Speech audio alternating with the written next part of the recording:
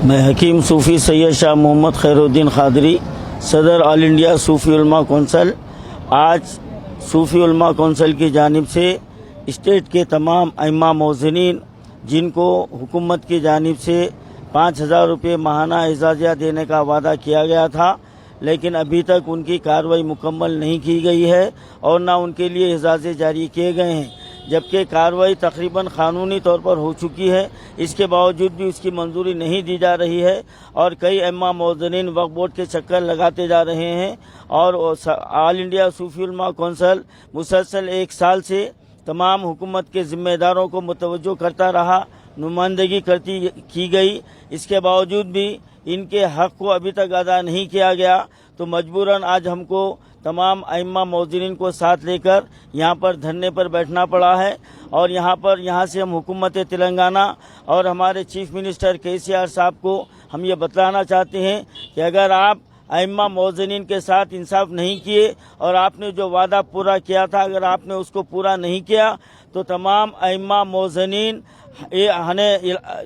सिलसिलेवार जंजीरी भूख हड़ताल पर बैठने पर मजबूर हो जाएंगे और इससे आपके हुकूमत की पूरे मुल्क में बदनामी होगी कि जो लोग अल्लाह के घर की खिदमत करते हैं, आपने उनको सड़कों पर ला दिया है अपने हक के लिए आवाज़ उठाने के लिए। आप जिम्मेदार हैं।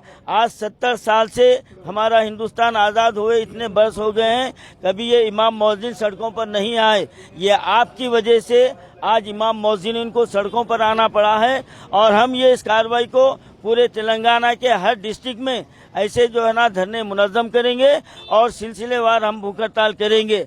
आपसे गुजारिश की जाती है कि आप फौरी तौर पर तमाम अइम्मा मौज़िनीन के आप एजाज़े जारी कर दें और बसूरत दीगर आइंदा का जो भी इक़दाम होगा उसके आप खुद जिम्मेदार होंगे। और एक अहम बात, जो हुकूमत की तरफ से माइनॉरिटी बजट में कमी की बात की जा रही है, तो यहाँ पर हुकूमत की नेक नीयत पर हमको शुबा है कि कहीं ऐसा ना हो कि आज जो जुज़वी लोगों को जो वज़ाइफ दिए जा रहे हैं वो भी रोक दिए जाएंगे, क्योंकि जब बजट ही कम कर दिया जाएगा तो इनको एजाज़े मिलने का उसके अंदर जो ना सवाल ही पैदा नहीं होता। लिहाजा हम ये डिमांड करते हैं कि माइनॉरिटी जो बजट आपने मुकर्रर किया है उसको बाकी रखें और जिन को आपने वज़ाइफ देने का वादा किया है उसको पूरा करें, ताकि हम आइंदा का कोई इक़दाम ना कर सके, वरना तमाम जिम्मेदारी KCR और हुकूमत पर आयद होगी। KCR अपना वादा पूरा करो, अपना वादा पूरा करो, माइनॉरिटी से इंसाफ करो, माइनॉरिटी के साथ इमाम को, मौज़िन को, KCR अपना वादा पूरा करो। ఏదైనా సరే ఏమన్నా మాట్లాడితే 370 అదే లగాలో 370 లగాలో ఆల్రెడీ మోసం చేస్తూ వస్తుంది ప్రభుత్వం.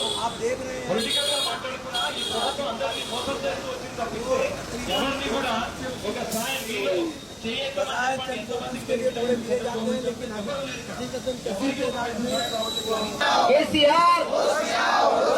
अपना वादा पूरा करो, अपना वादा पूरा करो। दूसरी बात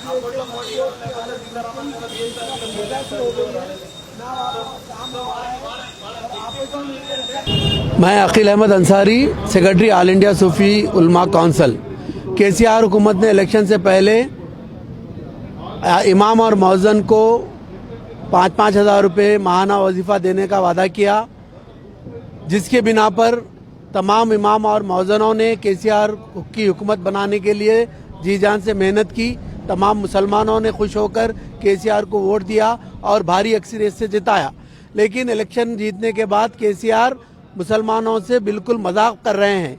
वो मुसलमानों का एक भी मुतालबा पूरा नहीं किए हैं।